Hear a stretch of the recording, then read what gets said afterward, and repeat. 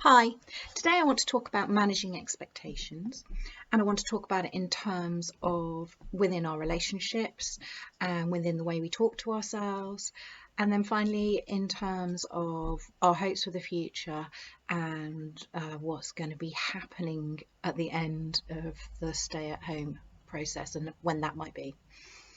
First of all, the important part of it is the relationships and how we talk to ourselves.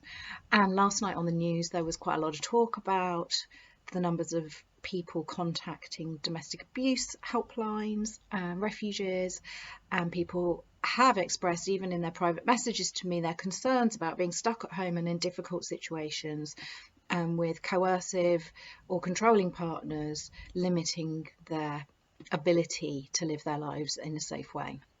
So I'm talking to all of you. I'm talking to those of you that feel as if you live with a controlling or coercive person. And I'm talking to those of you that have the potential to feel the need to control situations in order to feel safe yourself. And I'm asking all of you to have a little think about your expectations of each other. This is an important thing to consider at this time because we are stuck at home. We're trying to do our best to stay at home, many of us. Some of us are still going out to work, but we're feeling an immense amount of stress and pressure because of that. And so when we come home at the end of each shift, potentially our stresses are so high that we could fall into difficult behaviour, unhelpful or unhealthy behaviour within our relationships. And so I'm talking about managing relationships in terms of managing expectations in terms of how we expect our relationship to function. How does it normally function? How is it functioning in the current situation? How can we use this opportunity to move it to a healthier way of functioning that will endure beyond the current situation? And so I'm thinking in terms of what you expect from your partner, as well as what you expect from your family setup, and as well as what you expect from your children, and so on and so forth. And in terms of expectations from each other in a relationship, it's a time to slow things right down and to listen to each other and to communicate effectively. And simple statements like, well, of course I didn't ask you to do that because you should have known it needed doing, and so on and so forth. Unhelpful, because that's just a trigger for an escalation in unhelpful language and unkindness to each other. So even if you truly believe that you shouldn't have to ask for the person to put the bins out or whatever, just try and put that to one side.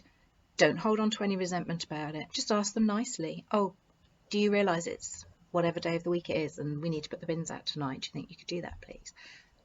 Being kind to each other, managing how we behave and respond actually can help to alleviate some of the stresses within our relationships.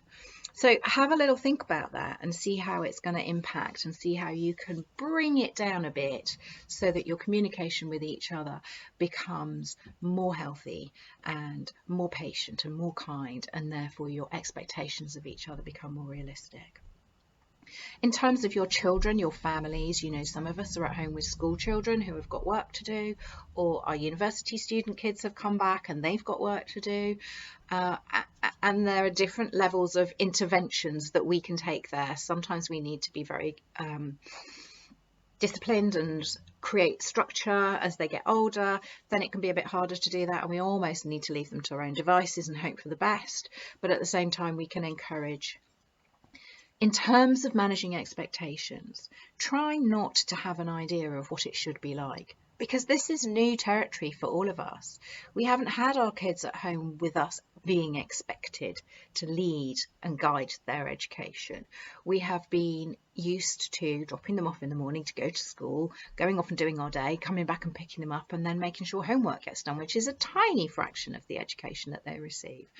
So again, managing your expectations there. The children need to know what your expectation is, and they will rise to meet it if you set it just right. Getting the balance is not the easiest, but you know what your child is capable of, and you know what the pressure points are between you and your child. So asking too much will create a problem. Manage that expectation, just bring it down a little bit so you know and your child knows that this is a two-way thing and the support is there. There's no victimization, there's no punishment for failure, there's just encouragement coming from each other. And finally, thinking about our own thinking and our own goal setting. Don't overstretch, don't overreach, and don't set yourself an expectation of something that you can do or achieve in this time that is the setup for failure, because then your thinking and your self-talk is going to be negative, and that's not helpful. So try and bring your desires for what your goals are and how you talk to yourself and think about yourself in line with a gentleness and a kindness and an openness to opportunity, rather than a I must achieve this. Accomplishments will come more readily if you try that. Finally, and very quickly, in terms of our hopes for the future, none of us know when this period of time is going to end or how quickly things are going to change again. And it's impossible for us to assess that and have an expectation of that.